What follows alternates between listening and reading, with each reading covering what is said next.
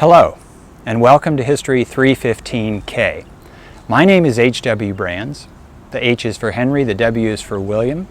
I've been teaching at the University of Texas, since the early 1980s. I arrived as a graduate student in 1981. I was here for 4 years, and I was a teaching assistant during that time. I eventually went and taught other places. I taught at Vanderbilt University in Tennessee.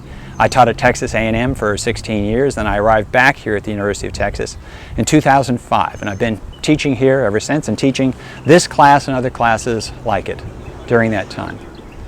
The course is American History. On the syllabus it says 1492 to 1865. We're actually going to cheat on the front end a little bit. We're going to start before 1492. That's when Columbus landed in the West Indies. But we're going to try to start when the first Americans arrived coming across from Siberia 15 or 20,000 years ago. We're going to talk about those people, who they were, what they encountered. We'll make some big leaps forward, and we'll get into history. That's prehistory. We'll get into history fairly quickly. And we'll carry the story up to 1865. Now, if it were up to me, we wouldn't stop the course in 1865. We'd stop it a little bit later, maybe at the end of Reconstruction in 1876 or 1877. Or, if it were really up to me, probably at the end of the 19th century, 1898 or 1900. But people other than myself have a decision on how this goes, and so 1865 is what we're going to be doing. Now, during the course, there are three principal developments that we'll be looking at, and these fall roughly chronologically. So the first development is the evolution of an American identity, and out of that, the creation of an American republic. The generation that gave rise to the American Republic, the generation of the American Revolution, people like Benjamin Franklin. Well, Benjamin Franklin's a good example. Benjamin Franklin was born in 1706, at the time when his colony then, Massachusetts, was a faithful, loyal, and happy colony within the British Empire. So Franklin was born an Englishman. He died in 1790. He died an American, an independent citizen of an independent republic.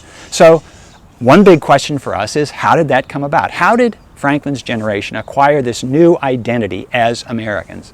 And then how did that identity and the development of the identity dovetail with the creation of an American republic? So that's task one. That's the first thing we're going to look at, the first phase of the course. The second phase of the course is, we started with a republic in 1776.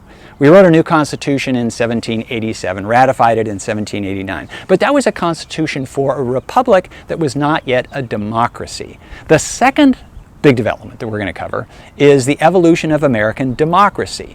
A democracy is a form of republic in which ordinary people actually exercise political power. A republic is one where political power rests on or gets its legitimacy from the people, but it doesn't necessarily mean one where people actually exercise political power. But a democracy is one where they do. And in America, this idea of democracy evolving out of the republic took time. And it took place in the first 30 years or so of the 19th century, roughly from about 1800 to 1830, or 1840, and it continued to develop after 1830. In fact, it continues to develop even until today. Now, related to the development, the evolution of American democracy, was the westward expansion of the United States. So that's a second thing that's taking part in this second phase. So the emergence of American democracy and the expansion of American territory out to the west. The third theme of the course, or the third major task for historians and students of history of this period, has to do with the question of slavery, the debate over slavery, the experience of slavery in the United States, and how slavery gave rise to a dispute that broke the country apart. It gave rise to the sectional dispute that ended in a civil war. So our story ends in 1865. This is the end of the Civil War. So we're going to see how slavery seemed to be this anomaly in the Republic in its founding days. When Thomas Jefferson said all men are created equal, it was really clear that there was kind of an asterisk around this, except slaves. But Jefferson and others of the founding generation understood that slavery was going to be a problem in a republic, in a system of politics in which political power rests on the people.